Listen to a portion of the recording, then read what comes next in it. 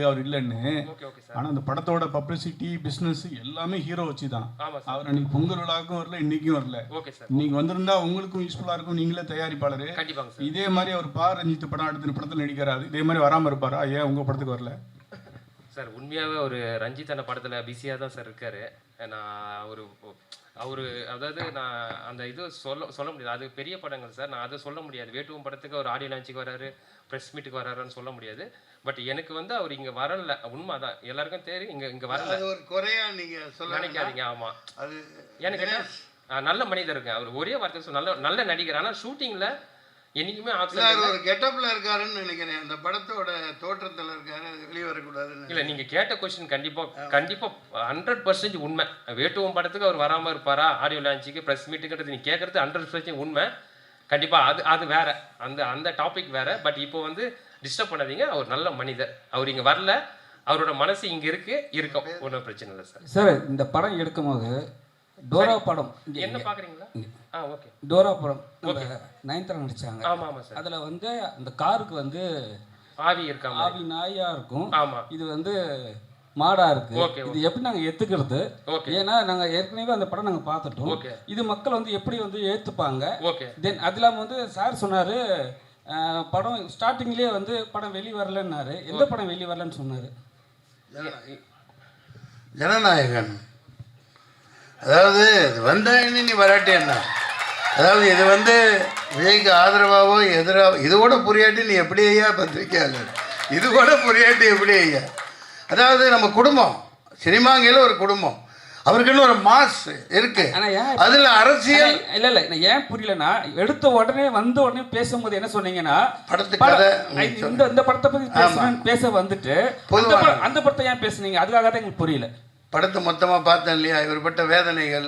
ஒரு படம் அந்த டயத்துக்கு வரணும். அதான் சொன்னேன் நான், பிரியாணிலாம் அன்றைக்கி சாப்பிட்ணும், ஃப்ரிட்ஜில் வச்சு 4 நாள் கழிச்சு சாப்பிட்றதுக்கு பேர் பிரியாணி இல்லை. அந்த மாதிரி அது மிகப்பெரிய கொடுமை. அந்த மாதிரிலாம் இனிமேல் இருக்கக்கூடாதுன்னா ஒரு சரியான கேர்ஜி மாதிரி, ஒரு ராத்தர் மாதிரி, ஒரு சரியான ப்ரொடியூசர் கவுன்சிலில் ஒரு ஆள் இருக்கணும். அநேகமாக எல்லாம் நல்லா இருக்கும், யாரையும் குறை சொல்கிறதுக்கு இல்லை. இது மிகப்பெரிய வேதனை. அது ஒரு மாஸ் ஹீரோ, என்ன அரசியல் நடக்குன்னு தெரியல. கோட்டுங்கிறான், அங்கேங்கிறான், மறுபடிங்கிறான், ஆர்டருங்கிறான். என்னடா நடக்குது இந்த நாட்டில்? என்ன யாராக இருந்தாலும் சரி, சினிமாங்கிற இந்த குடும்பம் அந்த இதுக்கு ஒருத்தர் பாதிக்கப்படக்கூடாது. எத்தனை ப்ரொடியூசர், எத்தனை பேர், அந்த ஆள் எத்தனை ஆயிரம் கோடி போட்டிருப்பான் படம் எடுத்தவன், எத்தனை லட்சம் பேர். அந்த ஒரு பொங்கல் தான் அந்த இதுக்கு கொண்டு வரணும். அது தனி மனித சாதனையோ ஒரு ஹீரோவோட வேலையோ அதெல்லாம் கிடையாது. ஒட்டுமொத்தமாக அந்த பாடி ஏதோ ஒரு தவறு நடக்குது, அதை இன்னும் என்னால் புரிஞ்சிக்க முடியல. அந்த வேதனையை தான் சொன்னேன். ஏன்னா இவர் தான் பணத்தை போட்டு இவ்வளோ கஷ்டப்பட்டு எடுத்திருக்காங்க இல்லையா. அதனால இந்த சினிமாவை நம்பித்தான் நம்ம பிரஸ் எல்லாமே இருக்கும். அதனால் அதெல்லாம் களையணும்னா உண்மையான கருப்பன்கள், உண்மையான ஒரு ஆர்வலர், இந்த நாட்டை நேசிக்கிறவங்க வரணும். சார், டைரக்டர் சார், மன்சூர் சாருக்கு படம் முழுக்க இங்கேயும் சாப்பாடை பற்றி தான் பேசுகிறாரு. படம் முழுக்க சாப்பாடு சீன் வச்சதுக்கு காரணம் இந்த மாதிரி எதுவும் பேசிடக்கூடாதுங்கிறதுக்காக தானே? இந்த மாதிரி எதுவும் பேசிடக்கூடாதுங்கிறதுக்காக தான் சாப்பாடு சீனா? இல்லை சார், அவர் அது சாப்பிடும் போது அழகாக இருக்காரு. ஏன்னா அவர் நம்ம நிறைய இப்போ பெரிய டைரக்டர் லோகேஷ் கனகராஜ் சார்லாம் சொல்லுவாங்க, அவர் சாப்பிட்டாலே ஒரு அழகுன்னுவாங்க. அதனால அவர் சாப்பிட வச்சது கண்டிப்பாக அது கதை காலத்துக்கு நீங்கள் படம் பார்த்தீங்க இல்லையா, அதனால் அவர் அழகு. நான் அவ்வளோ சாப்பிட்றவங்களாம் கிடையாது, சாப்பிட்ற மாதிரி நடிக்கிறது தான். அந்த காலமெல்லாம் போயிடுச்சு. நான் வெஜிடேரியனாக மாதிரி நம்ம அதிகமாக சாப்பிட முடியறதில்லை. இல்லை படத்தில் அது ஓகே சார். நீங்கள் சொல்கிறீங்க சினிமா ஒரு குடும்பம், ஒரு படம் வெளியில் வரல, நம்ம சட்டத்துக்கு புறம்பான கருத்து இருந்தால் படத்தை சென்சார் நிறுத்தி வைக்கிறதுல என்ன தப்பு இருக்குது சார்? இப்போ இந்த படத்தை இல்லையா? அப்படி நான் சொல்ல போனால் சொல்லுவேன், இது வேறு மாதிரி போயிடும். கேரளா பயில்ஸு, காஷ்மீர் பயில்ஸு, இப்போ இந்த வந்துட்டு இருக்க மத ரீதியான அப்பட்டமான பொய்யை சொல்லிக்கிட்டு இந்த நாட்டை நாசம் பண்ணிட்டு இருக்காங்களே, அதெல்லாம் என்ன மயிருக்கு எப்படி வந்துச்சு? இவன் என்ன தப்பு பண்ணா?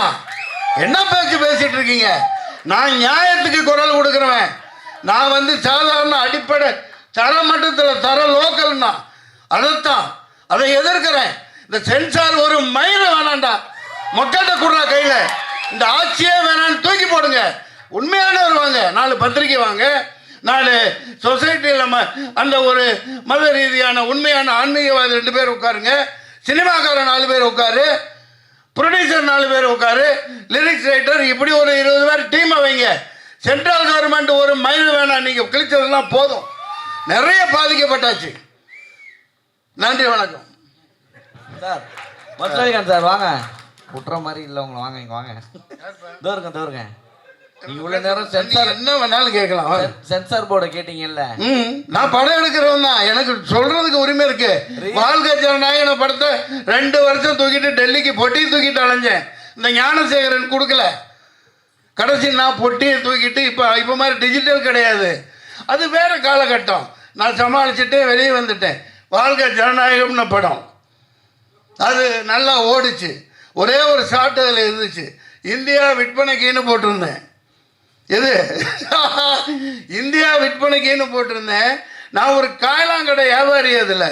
அதில் மேப், உலக மேப் இருக்கும், இந்தியா மேப் இருக்கும். விற்பனைக்குன்னு போட்டு மேப் போட்டிருந்தேன். அதை தூக்குனாருன்னா தூக்க முடியாதுன்னு தக்காளி. இப்போ நாட்டை நாசம் பண்ணி இந்தியாவை உண்மையிலேயே வித்துட்டு இருக்காயா. மூஞ்சியை கொண்டு போய் எங்கேயா வச்சுக்கிறது, எல்லாத்தையும் வித்துட்டாங்க. சரி சார், நம்மெல்லாம் சும்மா. சரி சார், படம் வந்துருச்சு. கருப்பு முந்தானே இது பாருங்க, 600 கிலோமீட்டர்ல என்ன கங்கா, பெரிய எவ்வளோ பெரிய கிலோமீட்டர், எவ்வளோ பெரிய ரோடு. என்னாச்சு? தூக்கி அதானிக்கு அப்படியே கொடுத்துட்டார். 70% இந்த உனக்கு, இந்த அம்பானிக்கு. என்னடா நாடாடா இது? வித்து திங்கிறாங்க எல்லாம். கேளுங்க ஐயா. இல்லை சார்.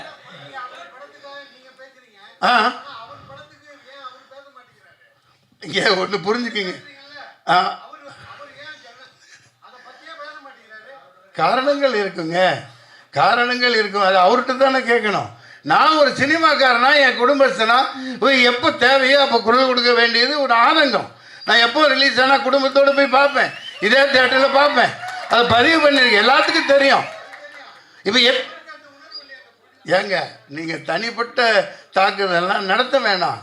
அவர் தயாரிப்பாளர் எவ்வளோ பாதிக்கப்பட்டிருக்காங்க, லட்சக்கணக்கான ரசிகர்கள், கோடிக்கணக்கான பேர். அது ஒரு ஆஃப்டர் ஆல் சினிமா தானே, தூக்கி போட்டலாம், அது வேற விஷயம். ஆடியோ லான்ச்சில் எடுத்துட்டு இருப்பார் சார் அவரு. ஆடியோ லான்ச்சில் எடுத்துருக்க வரா. அப்புறம் என்ன ஆடியோ புரியல? ஆடியோ லான்ச் ஆமாங்க, அதான் மலேசியாவில் தான் மாலிக் பாய் பின்னிட்டானே. பெரிய மலேசியாவே தூக்கி போட்டு அது வரைக்கும் உலக சரித்திரத்தில் இல்லாத அளவுக்கு பண்ணியிருக்காரு. அவர் தான் ஏழையா சார்? நீங்க குரல் கொடுத்துனுறீங்க.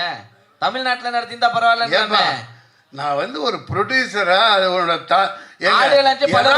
பேசுறேங்க.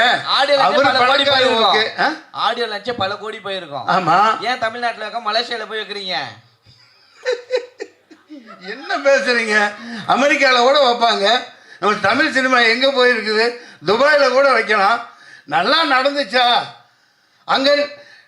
என்ன பேசுறீங்க? டிக்கெட் விற்பனை பண்ணி தான் சார் உள்ள அலோ பண்ணாங்க. எது? டிக்கெட் வித்து தான் உள்ள. சரி, அதனால உங்களுக்கு என்ன போகுது? நீங்க ஏன் வைத்தறிச்சல் பண்றீங்க? கடைசி வரையும் கஷ்டப்படுறீங்களே.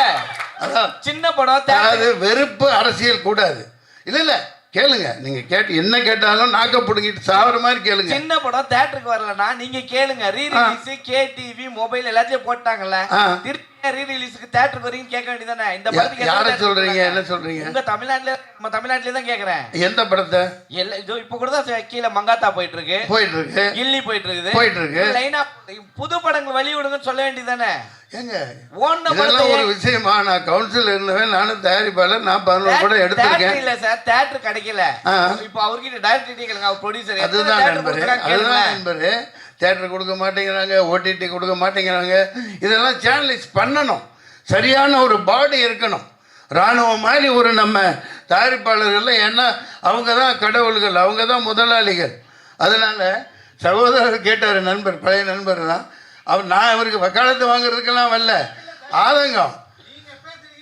அவர் பேச மாட்டேங்கிறாரு, பேச மாட்டேங்கிறாரு. சார் மன்சூர் சார், அவர் 2000 ரூபா ஒரு ரசிகர்களையும் டிக்கெட் வித்து வதைக்கிறாரு. படம் ரிலீஸ் ஆகலன்னா ப்ரொடியூசர்ஸ் ஆகுறாங்க. அவர் பேச மாட்டேங்கிறாரு. நீங்க எல்லாம் பேசி என்ன ஆக போகுது சார்?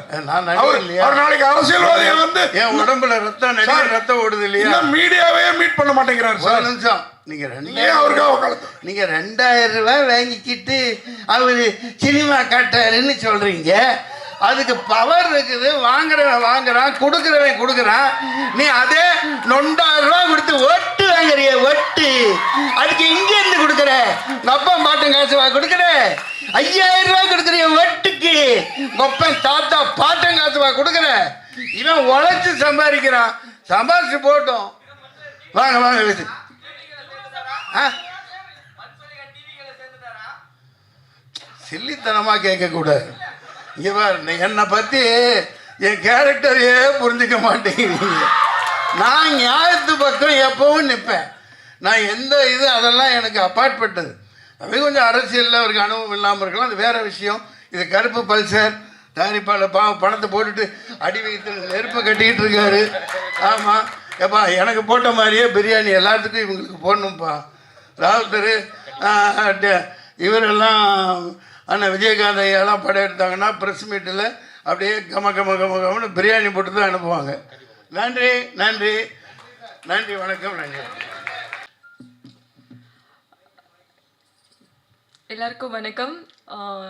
ரொம்ப நன்றி இன்னைக்கு இங்கே வந்து ப்ரெசென்ட் பண்ணிக்கிட்டது உங்களை இங்கே ப்ரெசென்ட் பண்ணிக்கிட்டதுக்கு.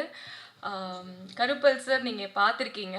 ஸோ உங்களுக்கு இதில் என்னெல்லாம் பிடிச்சிருக்கு அப்படின்றத ரொம்ப பாசிட்டிவாக மக்கள்கிட்ட நீங்கள் கொண்டு போய் சேர்ப்பீங்கன்னு நாங்கள் நம்புகிறோம். ஜல்லிக்கட்டு போர்ஷன்ஸ்லாம் நீங்கள் என்ஜாய் பண்ணியிருப்பீங்கன்னு நம்புகிறேன். ஸோ அந்த மாதிரி ரொம்ப முக்கியமான எலிமெண்ட்ஸை, இன்ட்ரெஸ்டிங்கான பார்ட்டை மக்கள்கிட்ட நீங்கள் கொண்டு போய் சேர்க்கணும். நடிக்கிறது ப்ரொஃபஷன் இதெல்லாம் தாண்டி ஒரு நல்ல டீம் கூட, நல்ல மனுஷங்க கூட நான் ஒர்க் பண்ணியிருக்கேன்னு எனக்கு ரொம்ப ஹாப்பியாக இருக்குது, இன்க்ளூடிங் தினேஷ் சார். ஸோ அங்கே ஒரு ஃபேமிலி மாதிரியே உண்மையாக இருந்தாங்க. இந்த படத்தில் நீங்கள் பார்த்த ஃபேமிலி பார்ட்லாம் உண்மையாகவே எங்கள் ஃபேமிலி மாதிரி எல்லோரையும் ட்ரீட் பண்ணாங்க. ஸோ நான் சொன்ன மாதிரி உங்களுக்கு பிடிச்சது எல்லாத்தையும் ரொம்ப பாசிட்டிவான நல்ல விஷயங்கள் இந்த படத்தை பற்றி மக்கள்கிட்ட கொண்டு போய் சேர்க்கணுன்னு உங்களை வேண்டி கேட்டுக்கிறோம். தேங்க்யூ. ரைட் தான் சார். ஃபர்ஸ்ட் ஆஃப் ஆல் வந்திருக்கும் ப்ரெஸ் மீடியா நண்பர்கள் எல்லாருக்கும் வணக்கம். இவங்களை நான் ஃபஸ்ட் டைம் நான் மீட் பண்ணும்போது 150 இருந்தேன். உண்மையாக மச்சி தான் நான் ஃபோனில் பேசிட்டே இருப்போம்.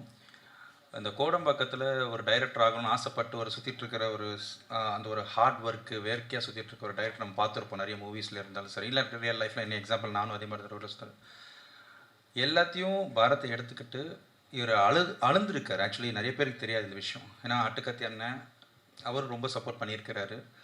நான் first time Mansoor Ali sir பார்க்குறேன். அவரும் பயங்கரமாக சப்போர்ட்டாக பண்ணு தம்பி நம்ம எல்லாம் சேர்ந்து பண்ணலாம், அந்த டைரக்டருக்கு நல்ல ஒரு புஷ்அப் கொடுக்கலான்னு சொன்னாங்க.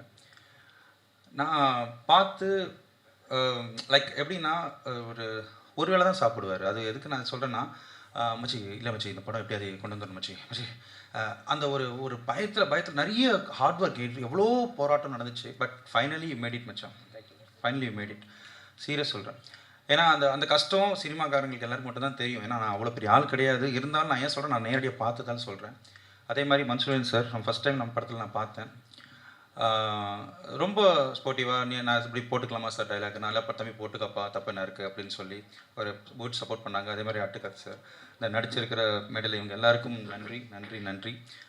நான் எப்போவுமே மேடலுக்கு நன்றி சொல்கிறேன். அதே மாதிரி ஃபஸ்ட் டைம் ப்ரெஸ் மீடியா உட்காந்துருவங்க எல்லாருக்கும் ரொம்ப நன்றி. நிறைய டைம் நான் பார்த்துருக்கேன். ஏன்னா நீங்கள் எப்போவுமே எங்களுக்கு சப்போர்ட் பண்ணிகிட்டே இருக்கீங்க. இந்த டைரக்டருக்கு சப்போர்ட் பண்ணுங்கள், இந்த மாதிரி டைரக்டருக்கும் சப்போர்ட் பண்ணுங்கள். தயவுசெய்து சினிமாவை சப்போர்ட் பண்ணிகிட்டே இருங்க.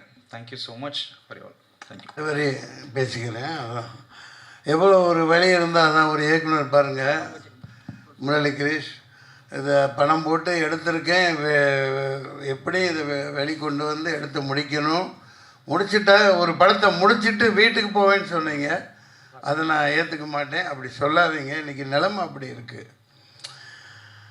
அதாவது சினிமாவை காப்பாற்ற தயாரிப்பாளர் சங்கம், நடிகர் சங்கம், இப்படி பல சங்கங்கள் பெயரளவுக்கு தான் இருக்கே தவிர சினிமாவை காப்பாற்றுறதுக்கு எதுவுமே இல்லை. இப்போ சென்சார் பாருங்கள், இப்போ விஜய் தம்பி படம், அவர் ஒரு மாஸ் ஹீரோ, மாஸ் இது டயத்துக்கு வர முடியல. பொங்கலுக்கு வராமல் என்ன பக்ரீத்துக்கு விட முடியும்? ஒரு டைம் எப்போ அது சென்சார் எல்லாம், அதுவும் இப்போ சென்ட்ரல் மயமாக்கிட்டால் இது ரொம்ப கொடுமை. சென்சாருங்கிறது 4 ப்ரொடியூசர், ஃபைனான்சர் இருக்கணும், டைரக்டர் இருக்கணும், அந்த பாடியில் நடிகர், இந்த சம்பந்தமானவங்களும், சோசியல் ஆக்டிவிட்டி, சமூக சேவை, இந்த மாதிரி தான் இருக்கணும். இண்டிபெண்ட் பாடியாக இருக்கணும். இந்த சென்சாரு, வெங்காயம், இந்த மசரெல்லாம் இனிமேல் இருக்கக்கூடாதுங்கிறது என்னோடய கருத்து. அப்படி இருந்தால் எந்த 2 பாடி இண்டிபெண்ட்டாக செயல்படணும். இந்த தகவலை ஏன் சொல்கிறேன்னா, ஒன்று சென்சார், சென்ட்ரல் கவர்மெண்ட், எந்த கவர்மெண்ட்டும் இருக்கக்கூடாது. இந்த சொசைட்டியை பாதுகாக்கக்கூடிய மக்கள் 10-15 பேர் இதில் இருக்கணும். எந்த அரசு தலையீடும் இருக்கக்கூடாது. அடுத்து இந்த தேர்தல் ஆணையம், அது இண்டிபெண்ட்டாக டிஎன் சேஷன் அப்படின்னு ஒரு ஆண்மகன் இருந்த வரைக்கும் அது தேர்தல் ஆணையமாக இருந்தது. அதுக்கப்புறம் கேவலமான மொள்ள மாதிரிங்கெல்லாம் உட்காந்துட்டு இந்த நாட்டை நாசம் பண்ணுறாங்க. இந்த படம் வெற்றிக்கு வாழ்த்துக்கள். ரொம்ப கஷ்டப்பட்டுருக்கீங்க. மக்கள் நல்லா பார்ப்பாங்க, ஆதரவு தருவாங்க. அதிக நேரம் எடுத்துக்கிட்டேன். அடுத்த காட்சிக்கு நேரம் நினைக்கிறேன். Director sir